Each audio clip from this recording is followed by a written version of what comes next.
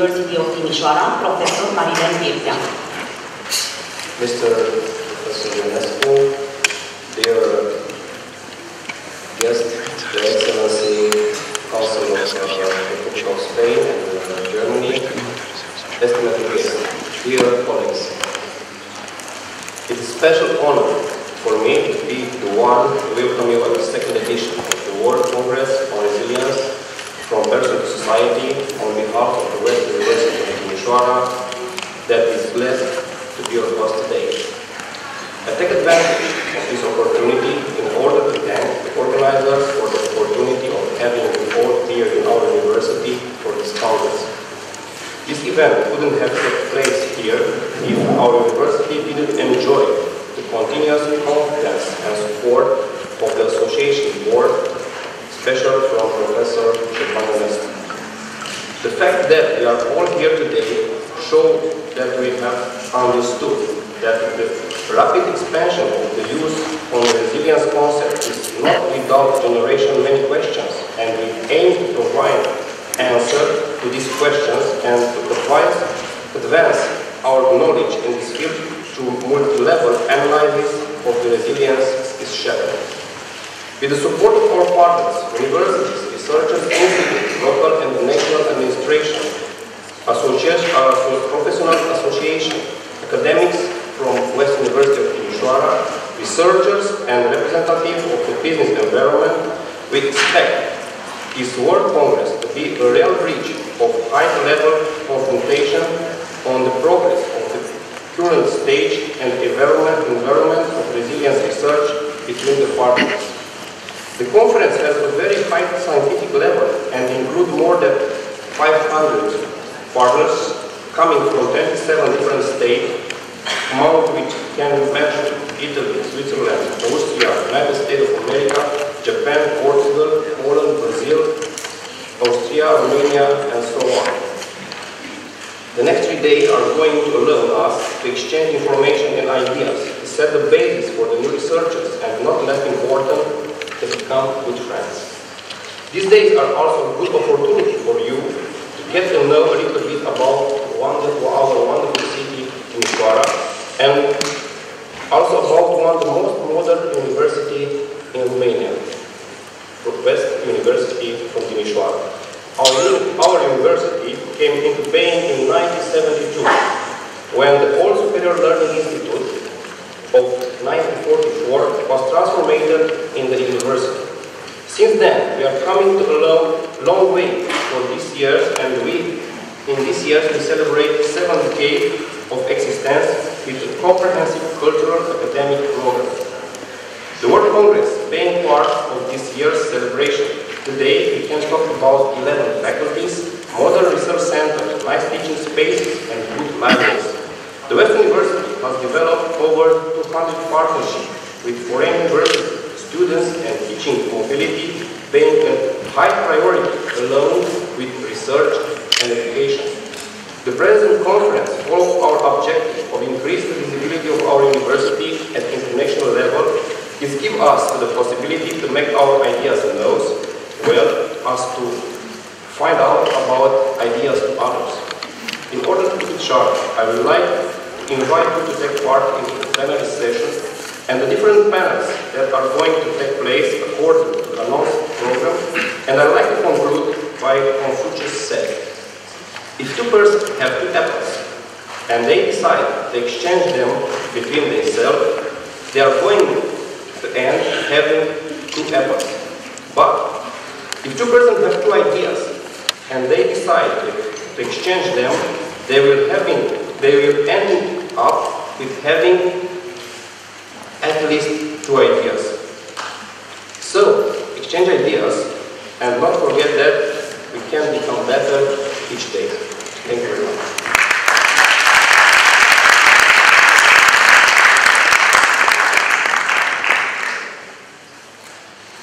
So, I speak in Romanian now. Yesterday, the faculty of psychology and sociology celebrate 20 years from existence. Unfortunately, I couldn't be yesterday because I was in Bucharest at the Minister of Education. Couldn't be in reunion. That's why I please Dean of the Faculty, I invite him to give him a diploma for the faculty. 20 de ani de funcționare.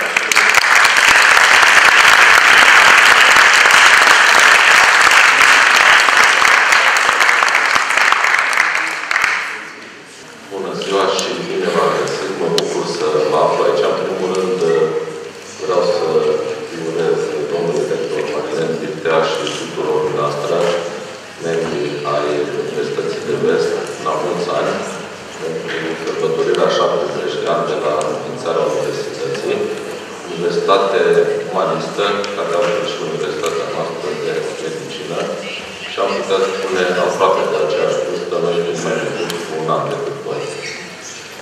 Mă bucur să mă aflu aici, fiindcă este vorba despre o temă nouă, un concept nou, cel puțin pentru România, unde noi am fost obișnuiți să privim problemele și bolile oamenilor strict ca niște boli organice, boli fizice, evidente, diagnosticabile.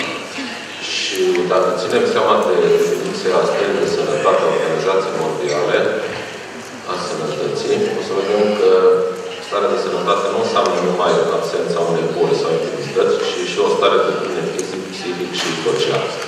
Din păcate, în România, până în prezent, această parte a doua, deci starea de bine fizic, psihic și social, a fost neglijată.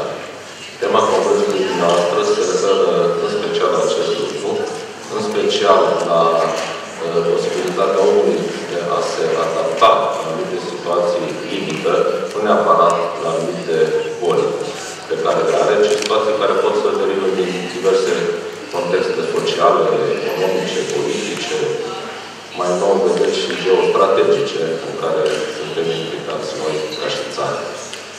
Vă doresc un congres cu lucrări extrem de interesante, care să vă captiveze atenția și mă bucur încă o dată să mă aflu aici.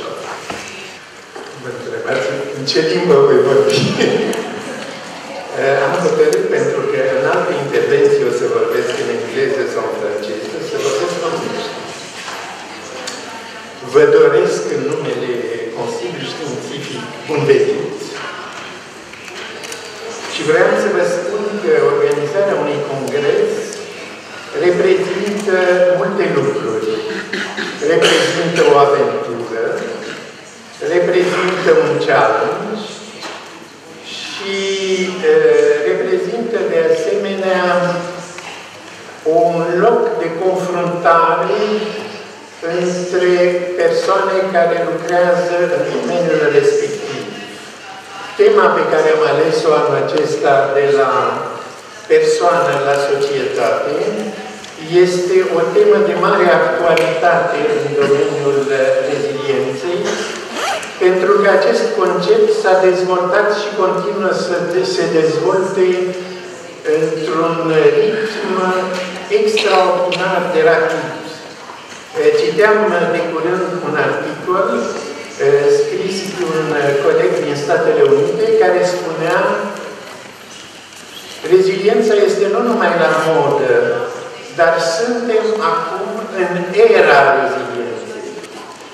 Mi s-a părut important ca în această perioadă în care se produc atâtea schimbări, atâtea evoluții, controlate sau necontrolate, să încercăm să discutăm aceste aspecte și să punem un pic de ordine, într-un mod foarte democratic, fiți convinși, în domeniul rezilienței. Iată, deci, care sunt cele câteva cuvinte pe care vreau să le adresez și declar congresul deschis. Thank you very much. It's time to start the first plenary session, and in this respect, I invite here Professor Șerban Ionescu and Sir Michael Ruther.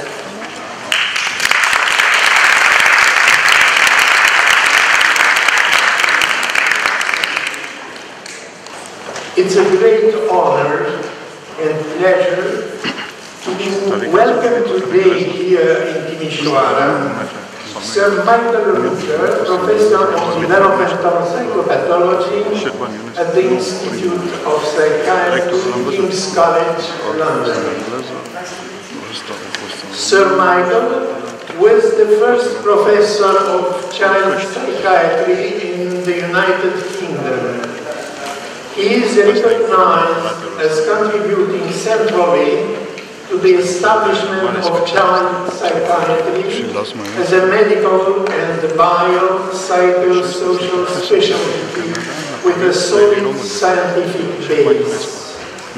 Professor Ruther's work includes early epidemiological studies considered as important part of the roots of the concept of resilience. Studies of autism involving a wide range of scientific techniques and disciplines, links between research and practice, deprivation, influences of families and schools, genetics, reading disorders, biological and social protective and risk factors, interaction of biological and social factors, stress, longitudinal as well as epidemiological studies, including childhood and adult experiences and conditions. Continuities and discontinuities in normal and pathological development. The British Journal of Psychiatry credits him with a number of breaking through in this area. Sir Michael published over 400 scientific papers and some 40 books. In 1972, my task is to discuss how the ideas of resilience have come into being. And I need to start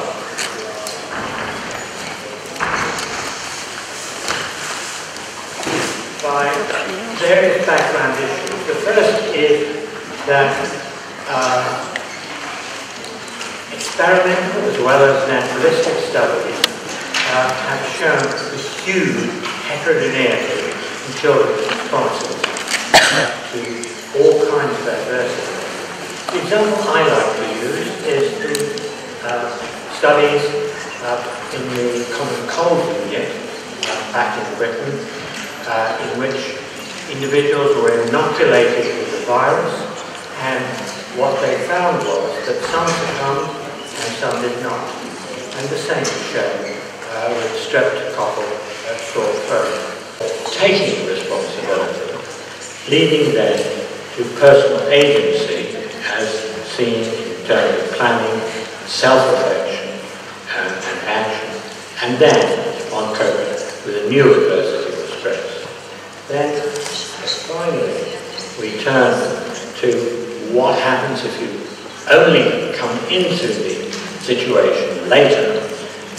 So you start with serious ongoing adversity that requires change.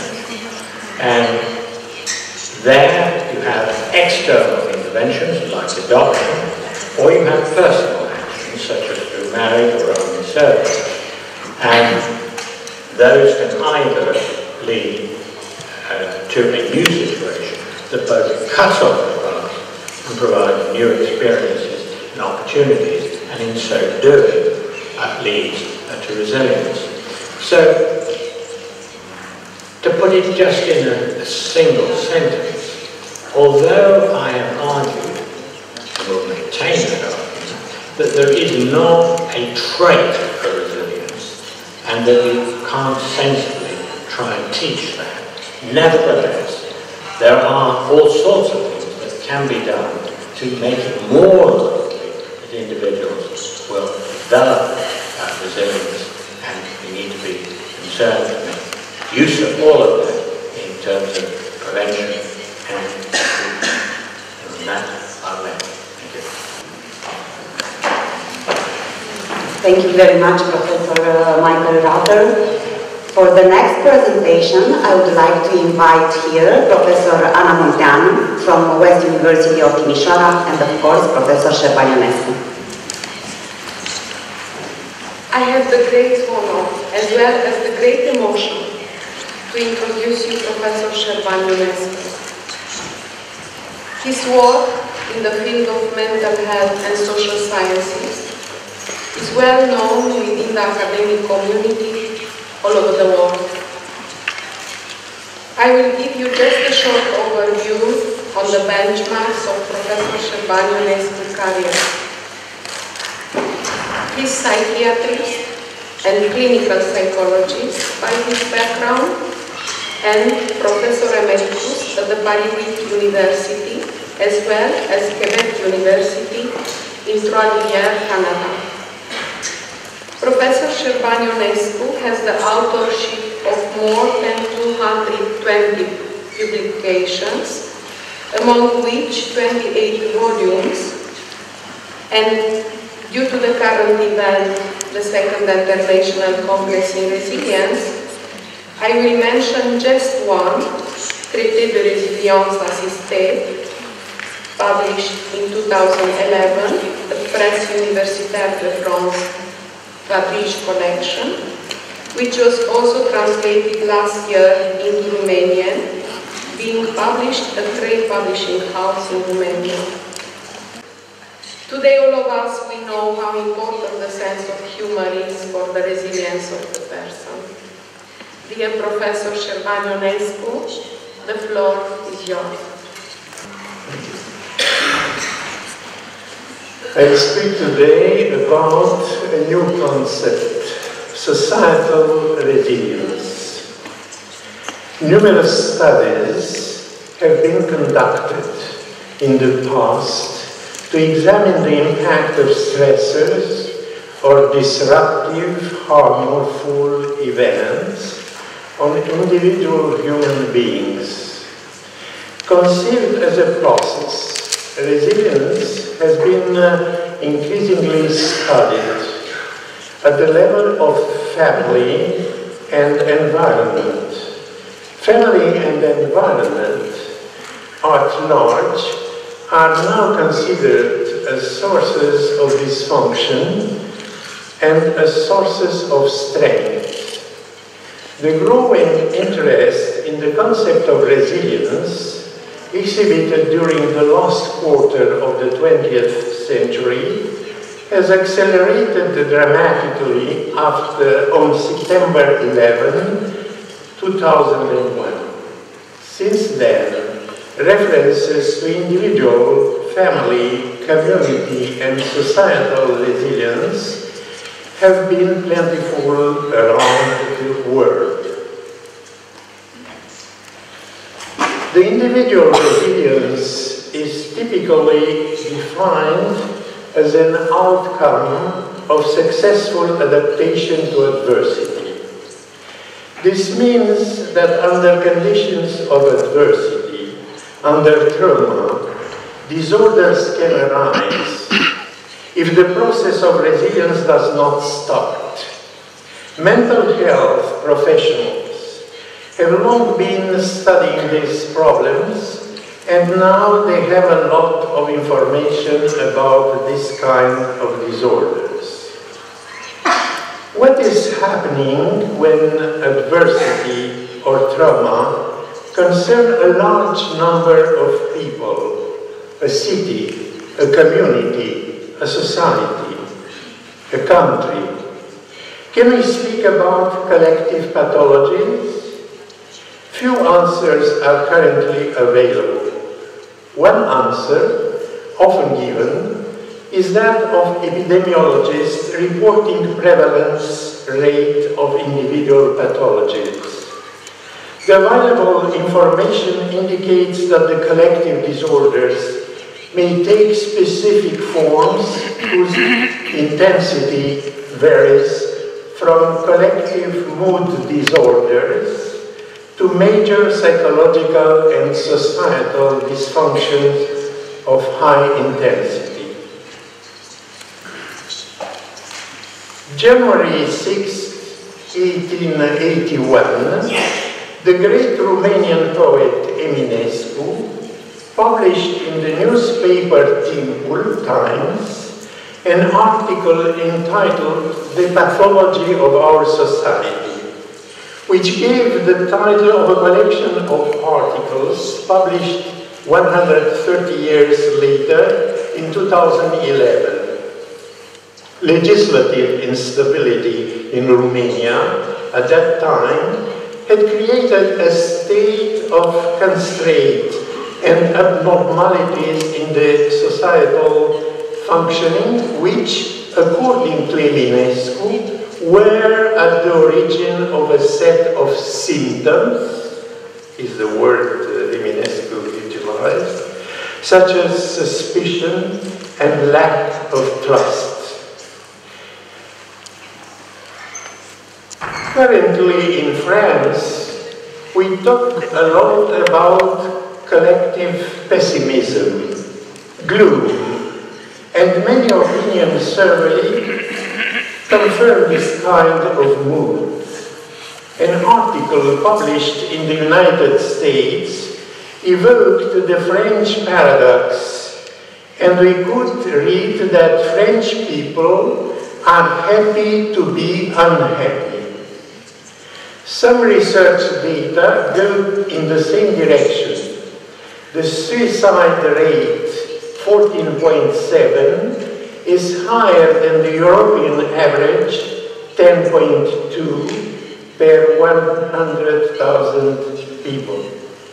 Similarly, a research published in 1996 shows that the prevalence of depression in Paris with 16.4% compared to 19.5% in Beirut, city devastated by war for a long time. The difference is not very important. Boregoda and Handy in 2013 note that there are high-stressed societies and depressed societies. A depressed society is one in which people feel powerless, unhappy, sad. In several countries, proposals have been made to describe clinical entities that affect a large number of people, a community, or all society. Adversity or resilience trauma, resilience process can occur. In the available publication, this process is named differently. We consider now these various forms of resilience: urban, community, collective, social, national, public, and society. These numerous concepts largely overlap. Their individual and comparative analysis are an important task to which I dedicated this presentation. Urban resilience. Although cities have been destroyed throughout history, shaped, shaken, burned, bombed, flooded, starved, irradiated, and poisoned, they have in almost every case risen again like the mythic phoenix.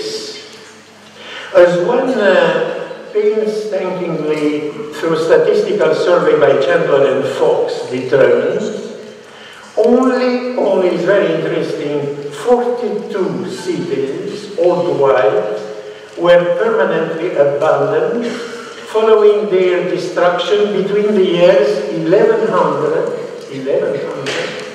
and 1800. The process of rebuilding is a necessary but by itself insufficient condition for enabling recovery and resilience. We can see this most acutely in Guernica, where the trauma inflicted on the Basque town and its people by Hitler's bombers and Franco's will remained painful for decades, even after the town was physically rebuilt. Only with a regime change, 40 years after the attack, did citizens feel free to express the full measure of their emotional sorrow or attempt to re-establish the Basque cultural symbols that have been so ruthlessly destroyed. What then is urban resilience? Vale and Campanella answered that the resilient city is a constructed phenomenon, not just in a literal sense that cities get reconstructed brick by brick, but in a broader cultural sense. Urban resilience is in an interpretative framework proposed by local and national leaders and shaped and accepted by citizens in the wake of disaster. The cities rise again, wrote Kipling, not due to a mysterious spontaneous force, but because people believe in them. The best comparative study of post-disaster recovery, named Reconstruction Following Disaster, is a project focused on natural disasters. Its team of researchers proposed and tested a model of recovery activity that classified the resilience process into 4 distinguishable, if overlapping, stages. Emergency response, restoration of the restorable, reconstruction of the destroyed for functional replacement, and reconstruction for memoration, betterment, and development. The term resilient city implies finality, but it is always coupled with an ongoing recovery process that for many people will never quite end. Community resilience. The definition of the concept of community resilience raises the same concerns as the concept of resilience per se, but it further complicated by variation in the meaning of word community. Chaskin wrote about 4 different conceptualizations of community. Community as an effective unit of belonging and identity characterized by close relationship among members, shared norms and common circumstances. Local community as a functional unit of production and exchange, the activity space in which a range of social functions are concentrated. A network of relations, the structure of interchange among individuals, and unit of collective action. Fran Norris and her collaborators consider that community resilience emerges from a set of networked adaptive capacities. For these authors, community resilience rests on both the resources themselves and the dynamic attributes of these resources. Norris and colleagues use the term adaptive capacities to capture this combination. They identify 4 primary sets of networked resources. The first is economic development. The economic development encompasses resource, volume, and diversity, that is, economic growth, stability of livelihoods, equitable distribution of income and asset within population, and resource equity and social vulnerability.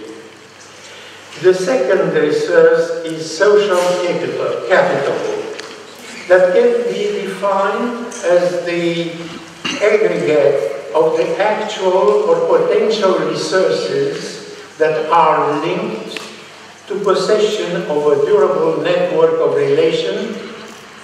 The basic idea of social capital is that individuals invest, access, and use resources embedded in social network to gain a return. Social capital encompasses network structures and linkages, social support, community bonds, roots, and commitments. There are 3 components of the community bonds, roots, and commitment. The first is sense of community, i.e. attitude of bonding with other members of one's group or local, including mutual concern and shared values.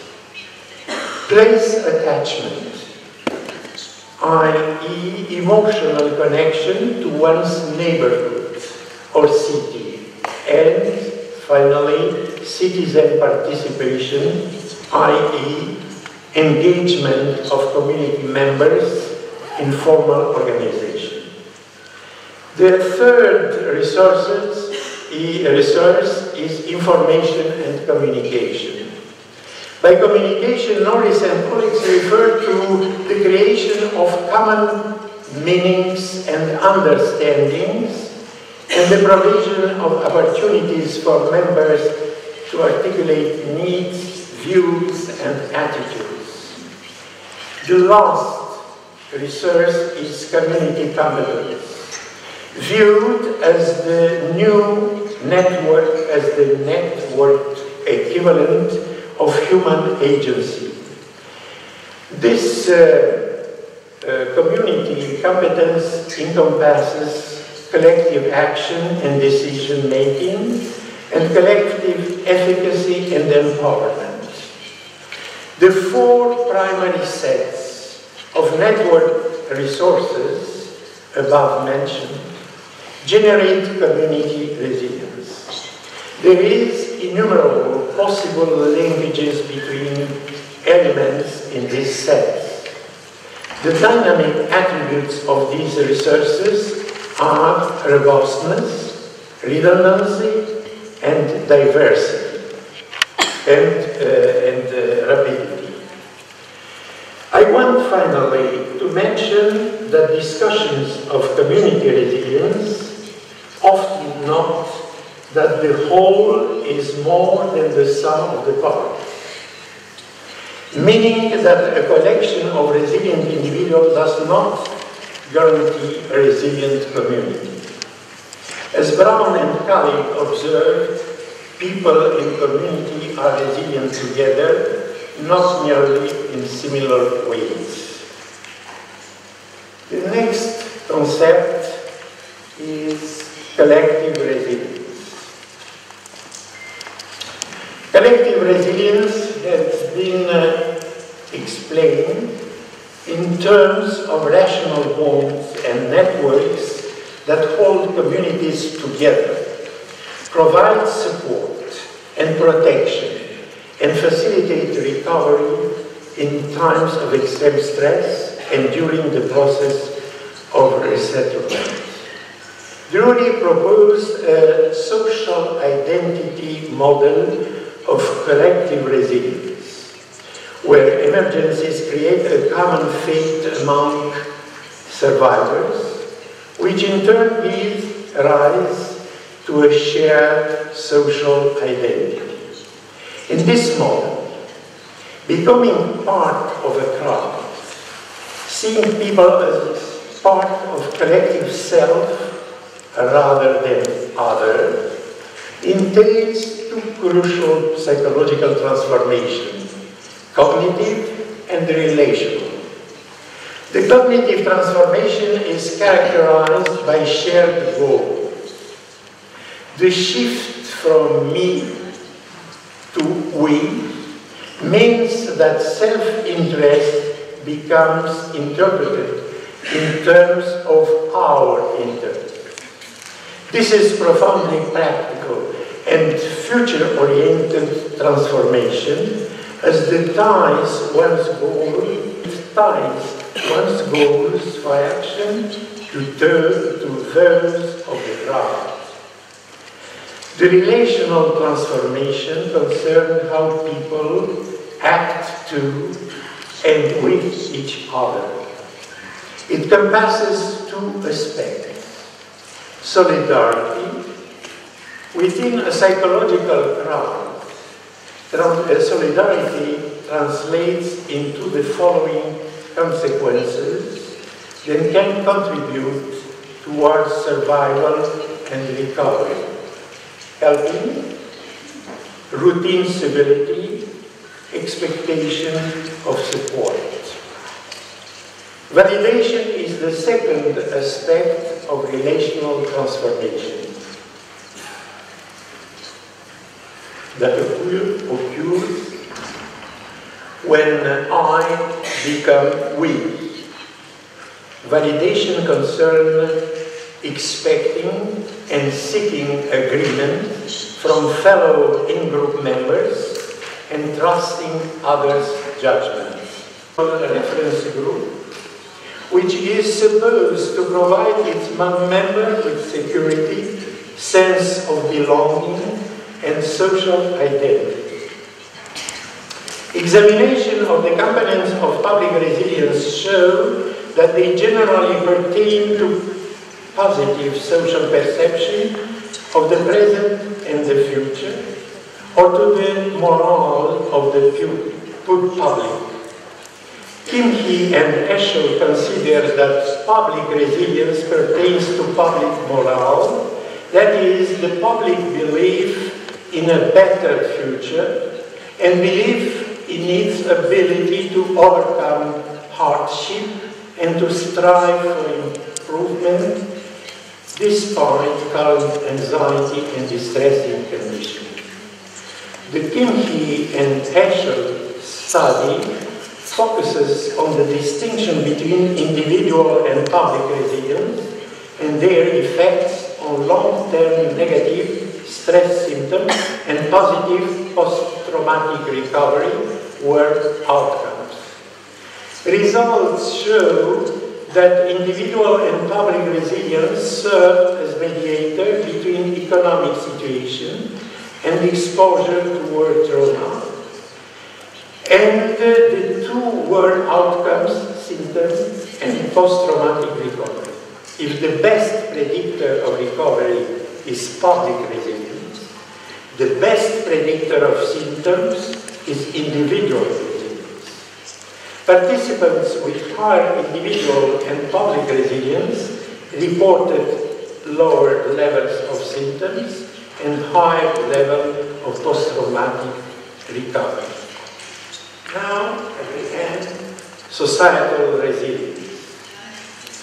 In recent years, various authors began to use the term societal resilience. For example, Boyne and McConnell evoke the societal resilience in the case of critical infrastructure breakdowns.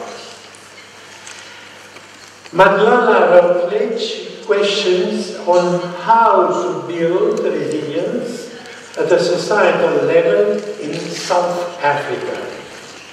Fuertes emphasized the importance of storytelling for these displaced people in Mindanao, Philippines, for their social healing, individual and societal resilience. Enfield is interested in the societal resilience to climate variability in colonial Mexico, and Springer Gibbs notes that it is important to understand the societal resilience to better mitigate disaster. Despite these references to societal resilience, no publication is, to my knowledge, specifically dedicated to this type of resilience, and no definitions of societal resilience has yet been proposed. We have noted, however, that the term national resilience is often interchangeable with societal resilience.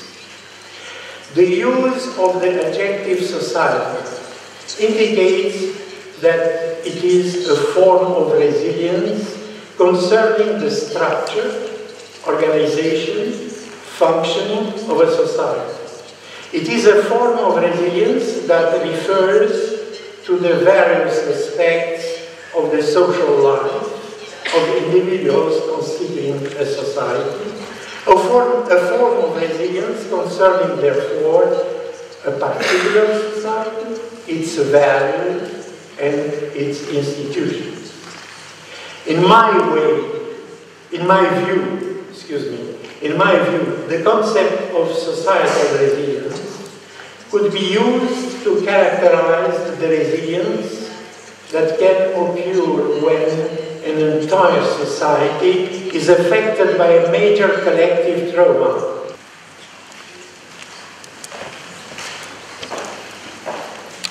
Few announcements before to invite you to the coffee break. First of all, we want to apologize for smaller inconvenience because of the weather. It seems that many participants couldn't arrive on time. And And also it seems that even the translation system suffered a little bit. The technical team said that because of the web. My name is Adrian van Breda. I'm here from South Africa, and I'd like to welcome you to the first of the 5 round tables, starting with this one today. The topic of today's round table is from resilience in general to particular forms of resilience, and we have 4 presentations. I'm going to introduce the 4 presenters now, and then we will just do the presentations one straight after the other.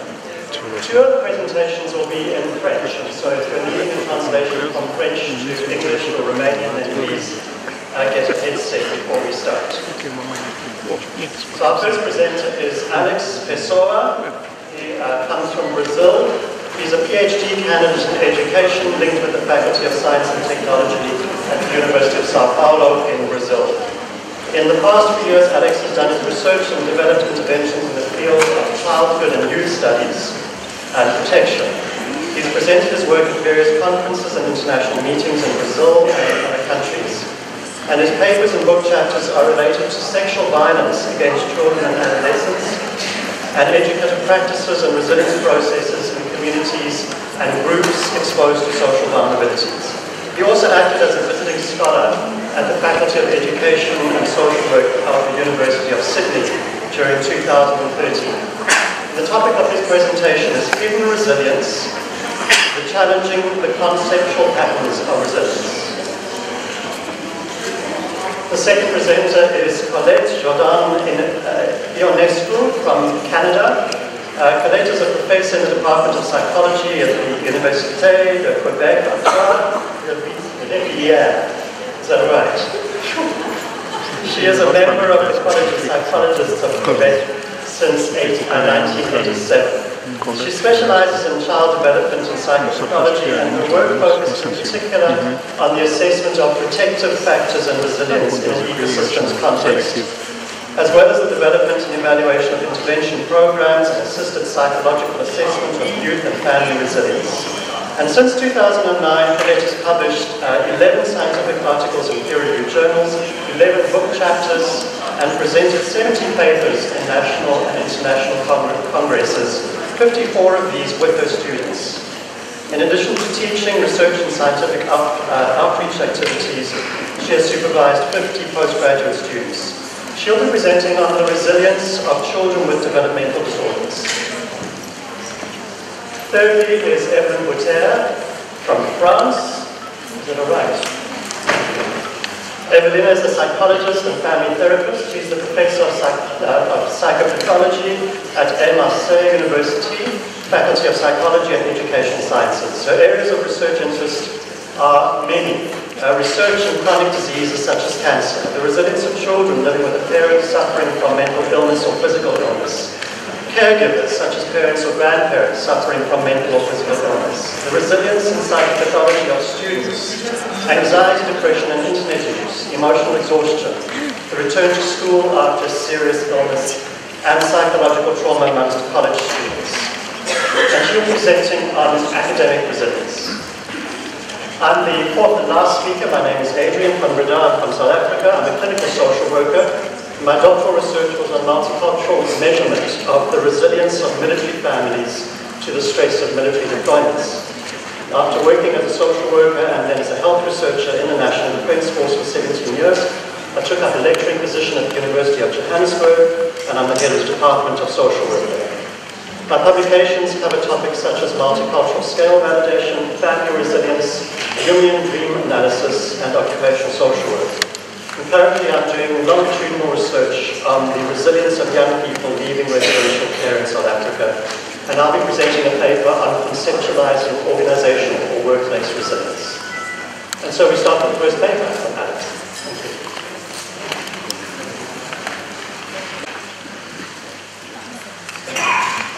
Good morning, everyone. As I said, my name is Alex. I'm from Brazil, and it's a honor to be with you this week. I'm sure that's going to be a wonderful pursuit of learning for all of us. First of all, I'd like to thank Professor Shevar for his honor invitation. And I'd like to add that it's like lots of things. So what I'm going to do this morning is to present you part of my PhD research, which is work in progress yet, so I'm not done that yet. So my work is entitled Hidden Resilience, Challenging the Conceptual Patterns of Resilience. The classical conceptualization of resilience permeates a range of conventions about what means well-being and personal positivity. These discourses are grounded especially in the medicine field and within development approaches. Thus, I would say that there are mechanisms to regulate the understanding of models to express resilience as a psychological construct. Deliberately, the models recognized as forms of positive development to overcome adversities are met with the reality of Western cultures based on the bourgeois media and within the expectation of certain ethical groups. Based on that, the behavioral aspects for young people are also assigned by, in terms of social expectation. The behavior that falls outside of the normativity or what is socially acceptable is associated with risk and often labeled as pathological, and then of course not resilient. Bottrell, an Australian researcher, says in her work that resilience and psychopathology are dichotomized responses to risk to development defined by normative criteria. She highlights how resilience, as well as the defining elements of psychopathology, are assigned a logic that minimizes the significance of cultural diversity and social position. Such critics have been grounded in research that listen to marginalized people telling about their own experience. A study conducted by Pfefferman in the Brazilian context with young boys involved in drug trafficking in favelas in São Paulo challenged our notion of resilience. Some of the participants reported in their interviews positive aspects for their development through their engagement in those activities, especially associated with obtaining financial resource, actions of the drug dealers in their communities, and social status gains. Similarly, Davidson and Taylor point out that the classification of the involvement of children and adolescents in the sexual market, or if you prefer, the sexual exploitation, as violence, forced labor, or slavery, and the emphasis in the inability of children to choose or to be part of this market limited the discussions and contribute for impoverished analysis. The authors claim et aussi du comportement adaptatif au plan des habiletés conceptuelles, sociales, pratiques et évidemment qui commence durant la période développementale. Au plan du trouble du spectre de l'autisme, on fait référence à des enfants qui vivent avec des déficits persistants dans la communication et dans les interactions avec les autres sociales. Et évidemment, ces déficits sont dans différents contextes. Et aussi, ils présentent des patterns de comportement qui vont être plutôt rigides, restreints, répétitifs, comportement, intérêt, etc. Les troubles de la communication, quant à eux, font référence évidemment à des déficits du développement et de l'utilisation du langage, de la parole et de la communication sociale. Il faut noter qu'il y a souvent une grande comorbidité entre ces troubles.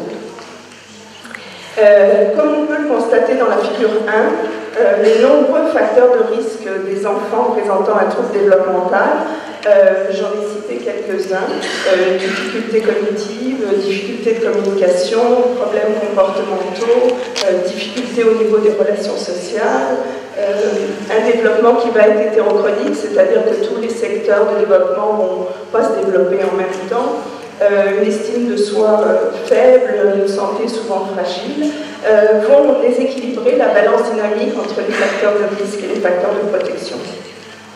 Les nombreux déficits du fonctionnement adaptatif vont rendre plus difficile le parcours de vie de l'enfant, celui de sa famille et son intégration sociale dont j'ai déjà parlé. La résilience, habituellement, c'est l'adaptation réussie chez des personnes qui ont vécu une adversité significative. Ici, ça va être différent puisque les enfants présentent un trouble développemental, ont déjà vécu une adversité, ils vont avoir un trouble qui va être chronique, évidemment, et ils vont rencontrer d'autres adversités dans leur développement. Dans ce cas, la résilience, on peut dire qu'elle consiste à présenter le meilleur développement possible face aux adversités particulières qui sont rencontrées dans la trajectoire de vie en raison de la différence, et ce, afin de viser le bien-être et une pleine intégration sociale. Il s'agit de parvenir à de meilleurs résultats de développement que ceux attendus, en dépit de caractéristiques personnelles comme un handicap. La résilience implique aussi de traverser certaines étapes, comme d'accepter le fait de se sentir différent des autres, de faire sienne l'expérience de son trouble, de faire face à l'adversité de son trouble et aux conséquences de celui-ci. Ce sont les étapes du processus résilient de Nascimento Stipat. Qu'en est-il de la résilience des parents? Alors les parents vont avoir à traverser les étapes de confrontation de l'expérience d'avoir un enfant différent. Ils présentent certaines prises de conscience de différence de leur enfant au niveau du développement par rapport aux autres enfants. Ils vont recevoir un diagnostic qui souvent va les laisser dans un état de sidération. Et ils vont vivre un stress parental élevé, c'est-à-dire qu'ils vont avoir évidemment à traverser la culpabilité d'avoir un enfant différent. Souvent, on pense que ça vient un peu de nous. Ils vont avoir beaucoup d'étapes à faire, à parcourir, comme la recherche d'informations sur le trouble spécifique de leur enfant, les ressources, à trouver des ressources, donc, à modifier leur projet de vie, bien souvent, et pour leur enfant, mais pour eux-mêmes. On sait que les mamans, dans un grand nombre, doivent laisser tomber plein d'opportunités au niveau professionnel pour se consacrer un peu plus à leur enfant, ce qui amène souvent un peu moins d'argent à la maison et donc plus de stress. Et il faut penser aussi au stress additionnel des passages qu'ils vont rencontrer régulièrement lors des transitions. L'entrée à l'école maternelle, avec un enfant différent, l'entrée à l'école primaire, le passage du primaire au secondaire, l'entrée dans le milieu de vie professionnel d'un enfant différent, c'est très difficile. Et évidemment aussi l'autonomie résidentielle, et notamment quand les parents vieillissent. La confrontation au diagnostic de trouble développemental de leur enfant peut mener les parents à diverses trajectoires s'apparentant à celle d'un traumatisme qu'on peut vivre après un traumatisme. La figure 2 illustre qu'un parent peut être démoli par le diagnostic et l'ampleur de ses conséquences. Il peut vivre de la résignation quant aux pertes et au fait qu'il n'y a rien à faire. Ces parents se sentent plus responsables de l'apparition des difficultés chez leur enfant que des quelques progrès qu'il y a. On parle dans ce cas-là d'une trajectoire avec réintégration de ce qui s'est passé avant, donc avant le diagnostic, mais une trajectoire avec perte, comme vous pouvez le voir, comme la trajectoire la moins élevée. D'autres parents, par contre, ont surmonté cette épreuve et grâce à diverses stratégies de coping, en s'appuyant sur leurs ressources individuelles, familiales et environnementales, vont parvenir à reprendre leur vie en l'aménageant. On va parler dans ce cas-là d'une trajectoire de réintégration avec un retour à une zone de confort comme avant le diagnostic. Et finalement, enfin, certains parents vont se dépasser grâce à cette épreuve. Ils vont atteindre la zone optimale dont parle Anne Marcel. C'est-à-dire qu'ils vont avoir une trajectoire qui va être résiliente. Ils vont aller plus haut que où ils étaient avant. D'ailleurs, certains parents évoquent un changement d'expérience de vie, incluant la modification de leurs valeurs, permettant l'augmentation du sens de la cohérence. Dans le cadre d'une recherche phénoménologique conduite avec ma collègue Francine Julien-Gauthier, sur des parents qui ont un enfant avec une déficience intellectuelle, on leur a demandé quelle est leur perception de ce qui a changé du fait qu'un de leurs enfants a un trouble développemental. Et certains parents nous ont confirmé des changements très positifs. Une maman a dit « Cela a fait de moi celle que je suis aujourd'hui ». Un papa dit « Ce que nous perdons, nous gagnons ailleurs ». Enfin, un autre père dit « Le négatif fait ressortir le positif. C'est ce qui nous apprend à comprendre, à aimer ». Donc, leur montrer que c'est normal, l'échec, mais que c'est pas tout, qu'il faut diminuer les attentes, c'est-à-dire avoir des attentes moins élevées, ce qui fait que de temps en temps on réussit. Analyser ce qu'il faudrait faire la prochaine fois quand on rencontre un échec, encourager les efforts et la participation plutôt que d'encourager les réussites, accepter les critiques positives, donc les amener à tirer quelque chose des critiques positives et accepter le soutien des autres.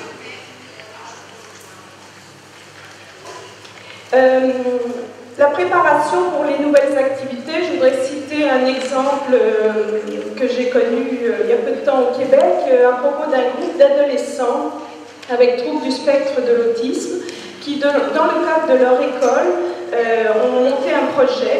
C'est pas eux qui l'ont monté tout seuls, mais ils ont participé à ce projet avec des intervenants, avec les familles, pour partir à Disney World. Donc, aller en Floride, aller à Disney World. C'est des enfants qui provenaient d'un milieu défavorisé, donc qui n'auraient pas eu l'occasion d'y aller autrement. Ce projet a comme prémisse, la réalisation de ce projet a comme prémisse 2 années de travail pour tout préparer dans les détails. Vous savez comment les enfants avec troubles du spectre de l'autisme peuvent être réticents à la nouveauté, comment ils peuvent stresser pour chaque petite chose. Et donc on les a entraînés, par exemple, à savoir comment aller prendre l'avion. Donc ils sont allés voir comment passer les contrôles, vous savez comment c'est difficile, et monter dans un avion. L'optimisme et l'humour, c'est des choses très importantes à développer. Pour l'optimisme, vu mon manque de temps, je vous renverrai à Seligman. Et pour l'humour, je vous en parlerai un petit peu plus parce que j'aime particulièrement l'humour. C'est une bonne stratégie de coping. C'est un excellent mécanisme de défense, très mature. Et donc, l'humour est important et permet d'augmenter la résolution de problèmes, permet de s'exprimer mieux au plan des émotions. Permet une meilleure communication, peut augmenter les habiletés sociales et je citerai le travail d'une de mes étudiantes au doctorat qui a implanté un programme d'habilitation en fait pour des jeunes avec déficience intellectuelle et troubles du spectre de l'autisme par l'humour. Donc les amener à mieux communiquer, à distinguer l'humour bien employé de l'humour mal employé et à augmenter leurs habiletés sociales. Au niveau des parents, je voulais vous parler un petit peu de la fratrie, à quel point c'est important qu'elle serve de modèle. Mais en fait, je ne vous donnerai pas des techniques pour que les enfants, frères et sœurs servent de modèle, mais plutôt vous dire à quel point il faut prendre d'abord soin d'eux. Parce qu'on ne s'est pas intéressé beaucoup aux frères et sœurs, ça ne fait pas très longtemps qu'on s'intéresse à eux. Et en fait, ce qu'on se rend compte, c'est qu'ils sont beaucoup plus vulnérables. Entre autres parce que leurs parents les délaissent un petit peu pour s'occuper de l'enfant avec trouble développemental et qu'eux, donc, sont jaloux, ont de la difficulté à vivre la différence, peuvent avoir de la difficulté à vivre la différence de comportement de leurs frères et de leurs sœurs par rapport à leurs amis, etc.